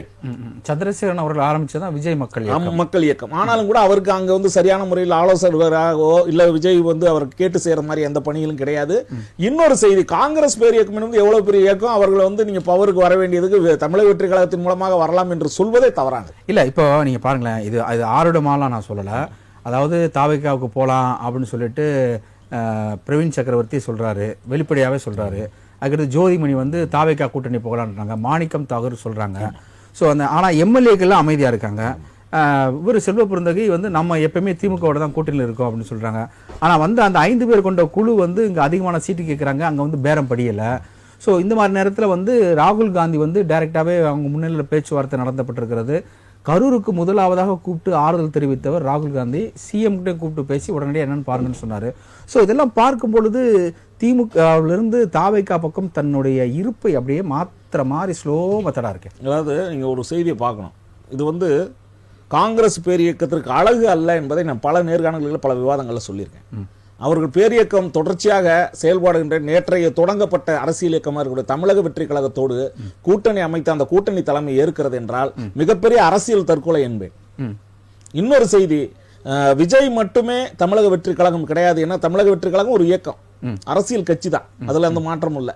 ஆனாலும் கூட இன்றைக்கு அந்த கட்சியினுடைய அமைப்பு ரீதியாகவோ அந்த கட்சி தேர்தலை சந்திப்பதற்கான அதற்கான வலுவான ஒரு கட்டமைப்பு உள்ளதாக யாருக்கும் தெரியாது. அதனுடைய ஓட்டு வங்கி முதற்கொண்டு எதுவுமே யாருக்கும் தெரியாது. இனி வருகின்ற தேர்தலில் தான் அதை உங்களுக்கு நிரூபிக்க வேண்டும். ஏன்னா புதிய கட்சி, அதுதான் இயற்கை. ஆனாலும் கூட தொடர்ச்சியாக காங்கிரஸ் பேரு இல்ல நான் முடிச்சிடறேன். எனக்கே புரட்சி தலைவர் வந்து 1972 திமுக விட்டு விலகி வந்த போது விசிலட்சம் குஞ்சி தான் அந்த அன்னைக்கு அண்ணா திமுக. தற்பொழுது நம்முடைய அழைப்பாளர் பேசிக் கொண்டிருக்கிற ஆவின் வைத்தியநாதன் அவர்களை வரவேற்கிறோம். நீங்க வந்து நம்ம எப்பயுமே ஒரு இம்பாக்ட் பிளேயர் மாதிரி, அது ஐபிஎல் எப்படி வந்து கடைசி நேரத்தில் இம்பாக்ட் பிளேயர் அடிப்பாரோ, ஸோ ஏற்கனவே வந்து நம்ம தூத்துக்குடி செல்வம் அவர்கள் வந்து ஒரு பிரேக்கிங் நியூஸ் ஒன்று சொல்லிட்டாரு, விஜயோடு இன்னும் ஒரு பிரம்மாண்டமான ஆள் ஒருத்தர் இளைஞர் வந்து சேர போறாரு அப்படின்னு சொல்லிட்டு. நீங்க என்ன பிரேக்கிங் நியூஸ் சொல்ல போறீங்க? ராமதாஸ் அவர்கள் தாவேகா பக்கம் தான் சொல்லிடுறேன். அது உண்மையா? அண்ணனுக்கு ஒரு பதிலடி கொடுத்துட்டு வரேன்.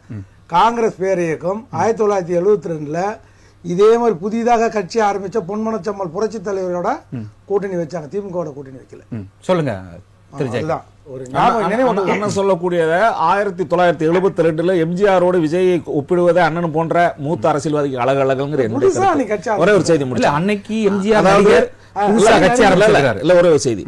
எம்ஜிஆரோட ஏன் விஜயை வந்து நீங்க ஒப்பீடு செய்யக்கூடாது என்றால், Unregistered இல்ல, ஒரே ஒரு நிமிஷம். அன்னை அனைத்து இல்ல, இல்ல, சொல்லி முடிச்சிடுறேன். Unregistered சொல்லி முடிச்சிடுறேன். 1953ஆம் ஆண்டு வரை முதல் 1972 வரை திராவிட முன்னேற்ற கழகத்தில் பல பொறுப்புகளை வகித்தவர் எம்ஜிஆர் அவர்கள். அதன் பிறகு 1972 கட்சி ஆரம்பித்தாலும் 1977 வரை கட்சியை திறம்பட நடத்தி அந்த கட்சியை வந்து ஆளுங்கட்சியாக ஆகக்கூடிய சூழல் இருந்தது. காங்கிரஸ் பேர் இயக்கத்தோடு கூட்டணி வைத்தார்கள். காங்கிரஸ் பேர் இயக்கம் இன்னும் சொல்ல போனால் திராவிட முன்னேற்ற கழகத்தை பிளவுபடுத்தி காங்கிரஸோடு கூட்டணி அமைக்க வேண்டும் என்பதற்காக உருவாக்கப்பட்டது அண்ணா திராவிட முன்னேற்ற கழகம். அதுதான் அரசியல். அதான் உண்மை. அதான் அந்த அரசியல். அடிப்படையில் பார்க்கின்ற போது பிஜேபி வந்து ஒரே ஒரு செய்தி. கட்சி அது போன்ற ஒரு சூழல், தேசிய கட்சி எல்லாமே செய்யறாங்க. அது போன்ற ஒரு சூழல் தமிழக வெற்றி கழகம் காங்கிரஸ் பேர் இயக்கத்தோடு அமைப்பதற்கான எந்த சாத்தியக்கூறுகளும் கிடையாது. இன்றைக்கு இருக்கக்கூடிய காங்கிரஸ் தலைவர்களாக இருக்கக்கூடிய டெல்லியில் இருந்துகிட்டு யாராவது ஒரு அதிருப்தி தலைவர்களாக பேசுகின்ற அனைவருமே காங்கிரஸ்ல இருந்து திராவிட முன்னேற்ற கழகத்தோடு முடிந்த அளவுக்கு ஏதாவது அதிகப்படியான தொகுதிகளை பெற முடியாதா அப்படிங்கிற ஒரு அந்த விஜய் போராட்டங்களை ஃபுல்லா வந்து 77 ரிப்பீட் ஆகும், சாரி 76 ரிப்பீட் ஆகும். அவரோட யாரையான சொல்லலாம். இல்ல இப்போ வைத்தியநாதன் அவர் சொன்னது ஒண்ணுதான், காங்கிரஸ் பேரியக்கம் திமுகவோட கூட்டணி வைக்கல, எம்ஜிஆரால் ஆரம்பிக்க அன்றைய விசிலடிச்சாங்க குஞ்சுகள் அப்படின்னு நீங்க சொல்றீங்களே, அவங்களோட தான் கூட்டணி வச்சிருக்காங்க. அதுதான் ரிப்பீட் ஆகுதுன்னு சொல்றாரு. 1967 அண்ணனுக்குலாம் தெரியாத ஒரு செய்தி ஒண்ணு இல்ல. 1967 காங்கிரஸை எதிர்த்து களம் கண்டு ஆட்சியை பிடித்தது திராவிட முன்னேற்ற கழகம் என்பதும், 1971 காங்கிரஸ் பேரியக்கம் இரண்டாக உடைந்து இந்திரா காந்தி அவர்களால் தொடங்கப்பட்ட காங்கிரஸ் திராவிட முன்னேற்ற கழகத்தோடு கூட்டணி அமைத்து அந்த அன்று ஒன்றாக நடந்த சட்டமன்ற தேர்தலும் நாடாளுமன்ற தேர்தலும் பெரிய வெற்றி அடைந்தார்கள். அதன் பிறகு 1970 முடிச்சிடறேன், எனக்கான நேரமே இன்னும் முடிக்கல. 1972 தான் எம்ஜிஆர் கட்சியை விட்டு வெளியில வராரு. அதன் பிறகு நடந்த தேர்தல் 1977 மிசா பீரியடுக்கு பிறகு 1977 தான் நடக்குது. அப்ப திமுக கூட்டணியில இருந்து காங்கிரஸ் போற தற்கொலைக்கு சம்பந்தம் அதுதான் உண்மை. செய்தி முடிச்சிடறேன். அடுத்து தமிழக வெற்றி கழகம் வந்து காங்கிரஸ் பேரியக்கத்தில் இருந்தோ இல்ல திராவிட முன்னேற்ற கழகத்தில் இருக்க கூட்டணிகளை கரைக்கிறதா என்ற பேச்சுக்கே இடமில்லை. ஏற்கனவே திராவிட முன்னேற்ற கழகம் வலுவான கூட்டணியாகத்தான் இருக்கிறது, பல தேர்தலை வெற்றி கொண்டிருக்கிறது. அண்ணன் சந்திரசேகரன் அவர்கள் சொன்னது போல காங்கிரஸ் பேரியக்கத்திற்கு மிகப்பெரிய ஒரு இயற்கையான கூட்டணி திராவிட முன்னேற்ற கழகம் தான் என்பதில் மாற்று கருத்து கிடையாது. வருகின்ற 2026 தேர்தலில் திராவிட முன்னேற்ற கழகம் மிகப்பெரிய வெற்றி அடைவதற்கான அனைத்து சாத்தியக்கூறுகளும் இருப்பதால் மற்ற அனைவரும் இது போன்ற அண்ணன் நம்ம தூத்துக்குடி செல்வம் போன்றவர்கள்லாம் ஆர்வம் சொல்வதல்ல, நடக்கிறதுக்கு வாய்ப்பே கிடையாது. சரி, ஓகே பேசலாம். அடுத்து அரங்கில் நம்முடைய இணைந்திருக்கக்கூடிய ஆவின் வைத்தியநாதன், சொல்லுங்க சார். அதாவது பொன்மனச்சம்மல் புரட்சி தலைவர் 1980ல இதே காங்கிரஸ் பேர் இயக்கம் இதே மாதிரி ஒரு தத்து வரும்போது எம்பி தேர்தலில் திராவிட முன்னேற்ற கழகம் சரிபாதியாக 110 110 என்று பிரித்து கொண்ட சட்டமன்ற தேர்தலில் நம்ம நிகழ்வுலாம் பார்த்துருக்குறோம். அதே மாதிரி அறிவாலயத்தில் 2வது மாடியில் சிபிஐ வருமான வரித்துறை அதிகாரி ரைடை வச்சுக்கிட்டு 1வது மாடியில் கூட்டணி பேசுன இதெல்லாம் காங்கிரஸ் வந்து மிரட்டி 63 தொகுதிகளை பெற்று அழுத்தம் கொடுத்து பெற்றாங்க. இதெல்லாம் வந்து காங்கிரஸ் புதுசு இல்ல, இது காங்கிரஸ் அன்னைக்கு என்னென்ன செய்தாங்க அதே விஷயத்தை தான் கையில் எடுத்து இப்பயும் பிஜேபி கூட்டணி அதோட கம்மியா தான் பண்றாங்க. அதோட வந்து கம்மியா தான், அவங்களுக்கு ஒரே ஒற்றை குறிக்கோள் தான் பிஜேபி அந்த ஒற்றை குறிக்கோள் அஜெண்டா என்னன்னா 2029 மீண்டும் நரேந்திர மோடிஜியோ இல்ல அமித்ஷாஜியோ பிரதமர் வரணும் வேண்டும் என்றால் 2026 திராவிட முன்னேற்ற கழகம் மண்ணை கவுனா மட்டும்தான் அவங்க வர முடியும். இல்லைன்னா அது மிகப்பெரிய திராவிட முன்னேற்ற கழகம் மிகப்பெரிய விஸ்வரூபம் எடுத்து இந்திய நாட்டுக்கு காங்கிரஸ் எதிர்கட்சியா இருக்குமோ இல்லையா, ஆனா திமுக இந்த 40 தொகுதி எதிர்கட்சி எடுத்து வந்துருவாங்க. அந்த பயத்தின் காரணமாக தான் எல்லாரையும் பிஜேபி இணைக்கிறாங்களே தவிர வேற ஒன்னும் இல்லை. இதுதான் பிஜேபி. காங்கிரஸ் வந்து நான் டெய்லி வீக்கா இருக்கு, அதுல ஒன்னும் மாற்று கருத்து இல்லை. ஆனால் விஜய வந்து அவங்க திமுக கிட்ட வந்து திமுக விட்டு காங்கிரஸ் வெளியில வராது. ஆனா விஜய வந்து மையப்படுத்தி பார்கெனிங் பவரை இன்க்ரீஸ் பண்றதை தவிர அவங்களுக்கு வேற எந்த அஜெண்டாவும் கிடையாது. ஒரு காலமும் இவங்க எல்லாம் சொல்றாங்க. அப்ப திமுக விட்டு வெளியே வராதா காங்கிரஸ்? காங்கிரஸ் கண்டிப்பா வராது. அப்போ பார்கெனிங் தான். பார்கெனிங். திமுகவை மிரட்டுவதற்கு தாவேகாவை சரியாக அரசியல் வித்தியை பயன்படுத்துறாங்க. சந்திரசேகர் சொல்ற மாதிரி, சார் சொல்ற மாதிரி காங்கிரசும் திமுகவும் என்னது கொள்கை கூட்டணி எல்லாம் கிடையாது. அண்ணா திமுகவும் காங்கிரசும் தான் ஒரு தாய் வாய்த்து பிள்ளை மாதிரி இருந்தாங்க.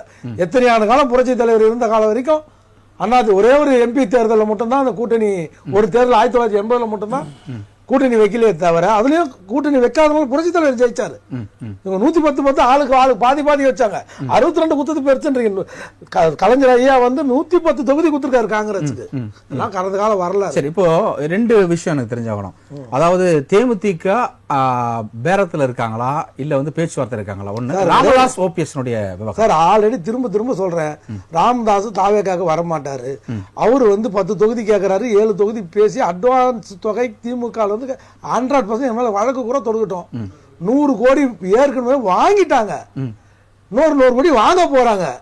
7 தொகுதியில 6 வந்து அவங்க, அதாவது திருமாவளவனுக்கு இப்ப 6 கொடுக்குறாங்க இல்லையா, அந்த 6க்கு மேல அவங்க தரமாட்டேன்றாங்க. 1 ராஜ்யசபான்ட்டாங்க. 6+1 இது முடிவாயிடுச்சு. சும்மா இந்த டிராமா தாவேக்கா பாக்குறாங்க இதெல்லாம் வந்து அரசியல் டிராமா. அங்க ஜி.கே. மணி இருக்கிற வரைக்கும் திமுக விட்டு ராமதாஸ் வரமாட்டார். ஜி.கே. மணி முடிவு பண்றதுதான் அங்க. ஜி.கே. மணி வந்து திமுகவோட கூலிப்படை. அவர் ஏற்கனவே ஒன்றிய செயலாளர். எங்க ஜி.கே. மணி அண்ணன் பண்டுட்டியார் தலைமையில் கல்யாணமே நடத்தி வச்சிருக்காரு அவர் குடும்பத்துல. திமுகவோட அவர் ஒன்றிய செயலாளர். அவரு திமுகவோட பிரசிடென்ட். அவர் எது சேர்மன், அது லோக்கல் பாடி பிரசிடென்ட். அவரோட மைண்ட் செட்டப் எல்லாமே திமுக நோக்கி தான் இருக்குது. இந்த அப்பா பிள்ளைய உடைச்சு தகத்து பிளவை உண்டு போனதே திமுக செய்த சதிதான் சொல்ல வரேன். பிரித்தாளம் சூழ்ச்சியை பண்ணி தான் அந்த ஓட்டு அதிமுக எடப்பாடியாருக்கு அதிமுக முழுமையா போய் சேரக்கூடாது, அட்லீஸ்ட் 50-50 நம்மளுக்கு வரணுன்றதுக்கோசம் பாடுற சதி தான். அந்த சதியில 50% வெற்றியும் பெற்றிருக்காரு. Okay, G K. மணி வந்து திமுகவோட கைக்கூலி. அதுல வந்து மாற்றுக்காரு. ஓபிஎஸ் உடைய நிலைமை என்ன சார்? ஓபிஎஸ் நம்ம பலமுறை சொல்லி இருக்கிறோம், அவர் சொந்த காலில் நிக்கலன்னா இதுதான் நிலைமை. இப்ப டிடிவி தினகரன் அமமுக இயக்கத்தை வச்சிருந்தாரு, அதை போய் பேசிட்டாரு. ஆனா ஓபிஎஸ் வந்து நிலைமை வந்து திரிசங்கம் சொல்லுங்க, அங்க ஆளே இல்லையே. வைத்தியலிங்கம் திமுக இல்ல, யாருமே இல்லையே. ஓபிஎஸ் அண்ணன் யாரு இருக்காங்க? அவரும் ரவீந்திரநாத், அவர் பையன், ஒரு பையன் ஜெயா, அவர் யாரும் இருக்காரு. 3 பேருக்கு தான் இருக்கிறாங்க. மனோஜ் பாண்டியன் ஆல்ரெடி எல்லாரும் போயிட்டாங்க. எல்லாரும் எல்லாம் இன்னைக்கு இருந்த ஐயப்பங்க எல்லாமே போய் சேர்ந்துட்டாங்க. தர்மர் வந்து இபிஎஸ் அவர், அதாவது இந்த இயக்கத்தை சரிபாதியாக பிளந்ததுக்கு யார் காரணம்? ஆமா, தர்மர் அவருக்கு எம்பி சீட் வாங்குது. அவரே நன்றி, அவர் மேல குறை சொல்ல முடியாது. இயக்கம் இவரோட சரியான நேரத்துல சரியான ஒரு முடிவை எடுக்காத ஒரு தலைவர் பின்னாடி எந்த தொண்டனும் போக மாட்டான்றதுக்கு ஒரு ரோல் மாடல் தான் அண்ணன் ஓபிஎஸ். இப்போ அவரு தனித்து இல்ல யாரு கூடயும் சேரனால அவருக்கு வாக்கு வங்கி இருக்கா? இல்ல, அது வந்து எடப்பாடிக்கு எதிராக இருக்குதுன்னு சொல்லலாமே தவிர அவருக்குன்னு ஒரு வாக்கு வங்கி. எடப்பாடிக்கு எதிராக ஒரு அதிமுக ஒரு புரட்சி படை, அதிமுக ஒரு புரட்சி படை தயாரா இருந்தது. எடப்பாடி மீண்டும் ஆட்சிக்கு வரக்கூடாது. அது இப்போ டிடிவி சார் உள்ள சேர்த்ததுனால டே பை டே வந்து டைலூட் ஆயிட்டு இருக்கு. எடப்பாடியோட அதிமுக வந்து வலுப்பட்டு இருக்கு. இப்போ டிடிவி சொல்றாரு ஸ்லீப்பர் செல்ஸ் எல்லாம் இப்போ அலைவ் செல்ஸா மாறிட்டாங்க அப்படின்னு. இங்க வந்து இணைஞ்சனால டிடிவி தினகரனே சொல்லியிருக்கிறாரு. அதாங்க, அவரோட பேச்சு வந்து யாரும் நம்ப தயாரா இல்லை. அவர் ராஜா, உங்களுக்கு தெரியுமா தெரியாது, மாணிக்க ராஜா வந்து மாணிக்க ராஜா அவர் வந்து நகையும் சேர்த்த மாதிரி தென்மண்டலத்தினுடைய அமைப்பு செயலாளர், கழகத்தின் துணை பொதுச் செயலாளர் டிடிவி. அவரே வந்து இவரை விட்டு விலகி போறாருன்னா இவர் நெருக்கடி 100% நல்லா பேசுவார். 100% பிஜேபியோட நெருக்கடியில தான் போய் சரண்டர் ஆகி தான் அவர் போயிருக்காரு. அந்த வழக்கு சின்னத்திற்கு உண்டான வழக்கு, இந்த ஃபெரா வழக்கு, இதெல்லாம் வந்து உங்ககிட்ட இருக்குதா இல்லையா தெரியும், என் கையில இருக்கு. 2ஆம் தேதி பிப்ரவரி 2ஆம் தேதி வந்து கோர்ட்ல, டெல்லி கோர்ட்ல வந்து அவர் அப்பியரன்ஸ் ரீகால் பண்ணியிருக்காங்க. முடிஞ்சு போன வழக்கை திரும்ப ரீகால் பண்ற அளவுக்கு அவங்க பிரஷர் போட்டுட்டாங்க. இல்லைன்னா அவர் வந்து பொதுக்குழு செயற்குழு என்ன தீர்மானம் எடுத்தாரு, இந்த இயக்கம் யார் நம்மளுக்கு கூட்டணியில மந்திரி சபையில இடம் தருவாங்களோ அவங்களோட கூட்டணி. அதுதான் அவர் சொல்லிட்டாரு, இந்த வட்டம் நான் வாங்குற சீட் எல்லாமே வந்து எனக்கு இல்ல, வந்து கட்சியில இருக்கக்கூடிய உறுப்பினர்களுக்கு தான். ஒரே ஒரு விஷயம் தான். அப்ப அவருக்கு வந்து மத்திய மந்திரி பதவி ராஜ்யசபா கொடுக்குறாங்க. Rajya Sabha okay okay. இல்லை அந்நியார் நிற்பாங்க. அங்கே ஒரு சின்ன அந்நியார் இருக்காங்களே, இவங்க பெரிய அந்நியார் மாதிரி அங்கே ஒரு சின்ன அந்நியார் இருக்காங்க. அவங்க தான் வந்து ஹைகமாண்ட் இருக்காங்க அந்த இயக்கத்தில். ஹைகமாண்ட் வந்து நிற்பாங்க, தேனியிலையோ ஆண்டிப்பட்டியிலையோ எங்கே நிற்பாங்க. சட்டமன்ற உறுப்பினர் நீ தேர்தலில் நிற்பாங்க. சரி, டிடிவி சார் இன்னைக்கு சொல்றது நான் 32 மணி நேரம் கூட அந்த வார்த்தையில நிக்க மாட்டாரு. சரி, அப்ப காங்கிரஸ் டிஎம்கே விட்டு வராது, 100% வராது. அதே மாதிரி ராமதாஸ் டிஎம்கே விட ஒப்பந்தம் போட்டாரு, முடிஞ்சு போச்சு. தேமுதிக யார் பொட்டி எடுத்துக்கணும், இந்த அம்மாவை நம்பி பொட்டி தூக்குறது, அதிகமான பொட்டி யார் தூக்குறாங்களோ அவங்க. இல்ல அதுதான் வந்து கடலூர்ல நடந்த மாநாட்டுல சொல்லிட்டாங்க, எங்களுக்கு பெட்டி கொடுக்குறாங்க, யார் கொடுக்குறாங்க, எங்க வந்து பாத்தீங்க? மாநாட்டுல பொட்டி கொடுக்குற அளவுக்கு தொண்டனுக்கே தெரியுதுன்னா அவங்க கேள்வி கேக்குறாங்க, எங்க யார் பொட்டி கொடுக்குறாங்க, யார் பேரம் பேசுறாங்க சார்? நான் சொல்லட்டுமா? டிடி சார் மறுப்பாரா? நான் அமமுக வேட்பாளர் இந்த தொகுதி 1000 விளக்கு தொகுதியில் வேட்பாளர் நிற்கும் போது 100 கோடி பேசி 50 கோடி கொடுத்தாங்களா, வாங்கினாங்களா? மிச்சம் 50 கோடி கொடுக்கலன்னு எங்க தொகுதிக்கெல்லாம் பிரச்சாரத்துக்கு பிரேமலதா வரல, அவங்க வீட்டு கணவர் விஜயகாந்தம் வரல. இல்ல ஏன் வரல? அந்த மர்மத்தை சொல்லுங்களேன். அவங்க பையன் அன்னைக்கு அவ்வளவு பேசுறாரு, எங்க 1000 விளக்கு தொகுதி நான் வேட்பாளருங்க, என் தொகுதிக்கு அந்த அம்மா ஏங்க வரல பிரச்சாரத்துக்கு? அவங்க வீட்டுக்கார கணவர் ஏன்பா விஜயகாந்த் வரல? கணவர் கூட உடல்நிலை சரியில்லை சொல்லுப்பா, இந்த அம்மா ஏன்பா வரல? மிச்சம் 50 கோடி குத்தாதான் கராரா குத்தாதான் வருவச்சு, சாரால பெரட்டி கொடுக்க முடியல. இதுதான் காரணம். சரி, ரைட், ஓகே. நம்ம நிகழ்ச்சியுடைய நிறைவான கருத்துக்கு சுட்டுக்கு வந்திருக்கோம். 5 பேர் வந்தனால ஒவ்வொருத்தருக்கும் நான் நிறைய நேரம் கொடுத்திருந்தேன். இப்போ ஆளுக்கு ஒரு நிமிடம் எடுத்துக்கலாம். செல்வம் சார், உங்கள்கிட்ட இருந்து நிறைவான கருத்தை நான் ஸ்டார்ட் பண்றேன். சொல்லுங்க, இப்போ நீங்க தாவேகா பக்கம் ராமதாஸ் வருவார்னு சொன்னீங்க, ஆனா திமுக விட்டு திமுக பேரம் முடிஞ்சிருச்சு அப்படின்னு சொல்லிட்டாங்க. இந்த கூட்டணி இழுபறி எல்லாம் வந்து எத்தனை நாட்களுக்குள்ள முடிவுக்கு வரும் நீங்க நினைக்கிறீங்க? அது அண்ணன் வைத்தியநாதனுடைய கருத்து, ஆவின் வைத்தியநாதன் அவருடைய கருத்து. ஐயா ராமதாஸ் அவர்கள் தாவேகாவுக்கு பேசி முடித்தாகிவிட்டது. ஏன்னு கேட்டீங்கன்னா, மரியாதைக்குரிய அண்ணன் திருமாவளவன் அவர்கள் ஐயா ராமதாஸ் உள்ள வந்தாங்கன்னா நான் இருக்க மாட்டேன், என்னுடைய 2011 கொள்கையில நான் உறுதியா இருக்கேன், திமுக யார வேணாலும் சேர்க்கட்டும், ஆனா நாங்க இருக்க மாட்டோம்னு சொல்றாரு. அது ரொம்ப முக்கியம். அதனால ஐயா ராமதாஸ் அவர்கள் தாவேகாவோடு ஏறக்குறைய பேசி முடித்து விட்டார்கள். ஒண்ணு. இரண்டாவது, குறுக்கிட விரும்பல, ஒரே விஷயம் மட்டும் சொல்றேன். திமுகவோட நீங்க தப்பா சொல்றீங்க. திமுகவோட விசிகா இருக்காது, ராமதாஸ் இருப்பார், எழுதி தரேன் நான். திமுகவோட விசிகா இருக்காது, எழுதி தரேன். திமுக தாவேகாவோட தான் இருக்கும், எழுதி வச்சுங்க. அடுத்த மாசம் திமுக சாரி விசிகா வந்து தாவேகாவோட இருக்கும், ராமதாஸ் இங்க இருப்பார், திமுக வந்து நீங்க தாவேகால இருக்கிற ஆதவாரிஜனை கேட்டா கிளியரா தெரியும் உங்களுக்கு, எங்கெங்க அவங்க பேசுறாங்க, எந்தெந்த இடத்துல வச்சு பேசுறாங்க, யார் பேச்சுவார்த்தை விசிகா இறங்கி இருக்காங்க, தெரியாது. தவறா பேச வேண்டிய அவசியம் இதெல்லாம் டிராமாங்க. எங்க முந்தான இல்ல டிடி சார் முந்தான எடப்பாடி சார் பேசுறத விட அவர் கம்மியா பேசிட்டாரு. நிறைவான கருத்துக்கு வந்துட்டோம். நிறைவான கருத்து சொல்லுங்க சார். சார் விரைவா. அதாவது தாவேகாவோடு ஐயா ராமதாஸ் அவர்கள் பேசி முடித்து விட்டதாகத்தான் தகவல். சரி, வைத்தியநாதன் அவருடைய கருத்து சொல்றார், நான் என் கருத்து சொல்றேன். ஐயா பண்ருட்டி ராமச்சந்திரன் அவர்கள் தாவேகாவோடு இணக்கமாக அவருக்கு ஆலோசனை சொல்றதுக்காக வராரு. அதை விட முக்கியமாக ஒரு மிகப்பெரிய அளவில் மக்கள், அதாவது இளைஞர்கள் செல்வாக்குள்ள ஒரு தலைவரும் திரு விஜய் அவர்களோடு கைகோர்த்து களத்துக்கு வரப்போறார். சொல்லுங்க சீமான் சார்னு, அதே மாதிரி அதெல்லாம் டைரக்டா சொல்லுங்க. அண்ணாமலை சொல்றாரு, அண்ணாமலை சொல்றீங்களா? சீமானும் சொல்லுங்க நேரடியா. கேளுங்க அண்ணாமலை சொல்லுங்க, என்ன இருக்கு? கொஞ்சம் பொறுமையா. அண்ணாமலையோட பாச கூட்டம், அன்பு கூட்டம் தானே நீங்க, இதுல என்ன இருக்கு? கொஞ்சம் அமைதியா தான். சரி, நம்ம நிறைவான கருத்துக்கு வந்திருக்கோம். நிறைவான கருத்தை சொல்லி முடிச்சு. ஒரு 10% வாக்குகளை கொண்டிருக்கிற இளைய சமுதாயத்தின் நம்பிக்கை எதுக்கு யூகமா இருக்கு அண்ணாமலைன்னு சொல்லுங்க. விஜயோடு கரம் கோர்த்து அரசியல் களத்துக்கு வரப்போறாரு. Okay sir. விஜய் தமிழ்நாட்டினுடைய முதலமைச்சர் என்பது தவிர்க்க முடியாத ஒரு நன்றி நன்றி நன்றி போய் கொண்டிருக்கிறார். நன்றி நன்றி. திரு சந்திரசேகர், உங்களுடைய நிறைவான கருத்து ஒரு சில வரிகள். அந்த ஜெயிக்கிற குதிரை மேல பந்தயம் கட்டுவீங்களா காங்கிரஸ்? இல்ல, இது வெற்றிதான் இலக்கு. ஒவ்வொரு கட்சிக்குமே கூட்டணி அமைவது என்பது வெற்றிதான் இலக்கு. ஆனால் ஒரு தொடர் கூட்டணியாக இன்றைக்கு இந்தியா கூட்டணியாக வடநாட்டுல எல்லாம் பல இடங்கள்ல இந்தியா கூட்டணி என்று முடிவு வேற வேற கட்சிகள் எல்லாம் மாறினா கூட இங்க தமிழ்நாட்டை பொறுத்தவரை இந்தியா கூட்டணி என்பது ஒரு இன்டாக்டா தொடர்ந்து கொண்டிருக்கிறது. அதுக்கு அது மட்டும் இல்ல, அது மட்டும் இல்ல உங்க கருத்தை சொல்லிட்டீங்க, நான் ஏன் சொல்றேன்.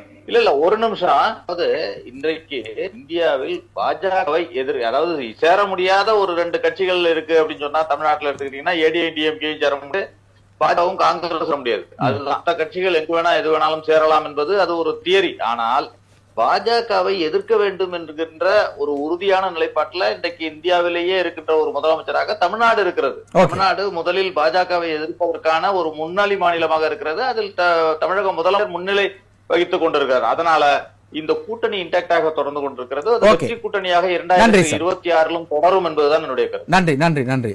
திரு ஜெயக்கன், உங்களுடைய நிறைவான கருத்து ஒரு சில வரிகள்ல. திமுக கூட்டணியை பொறுத்தவரை ஏற்கனவே உள்ள கட்சிகள் அப்படியே தொடர்கின்றன. புதிதாக மக்கள் நீதி மையமும் தேமுதிகவும் அடுத்த கட்டமாக ஐயா ராமதாஸ் தலைமையிலான பாட்டாளி மக்கள் கட்சியும் இணைவதற்கான வாய்ப்புகள் உண்டு.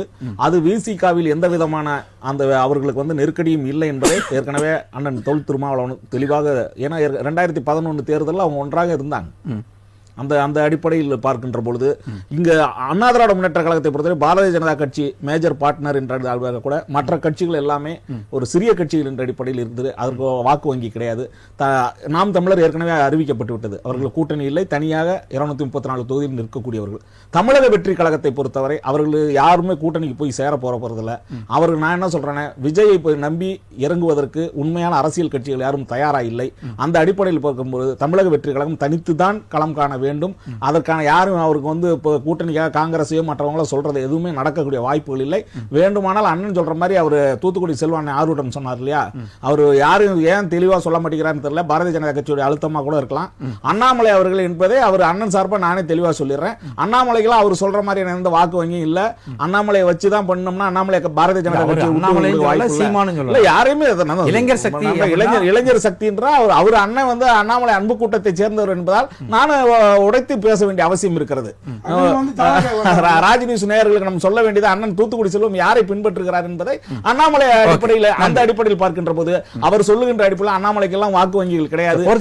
அதனால் இந்த தேர்தல் என்பது திராவிட முன்னேற்ற கழகத்தை எளிதாக வெல்ல வைக்கக்கூடிய மற்றவர்கள் இது போன்ற அரசியல் சூழல்களை உருவாக்கி தருவதுதான் திராவிட முன்னேற்ற கழகத்துடைய வெற்றியாக நான் கருதுகிறேன். நன்றி நன்றி. திரு ஜேம்ஸ் மார்ட்டின், உங்களுடைய நிறைவான அதாவது அரங்கத்தில் பேசினதுல பாத்தீங்கன்னா பழங்கால கதைகள் பேசிட்டு இருந்தாங்க. இன்னைக்கு நடக்கிறது யூத் அரசியல். அதாவது அண்ணா ஒரு உதாரணம் சொன்னாரு.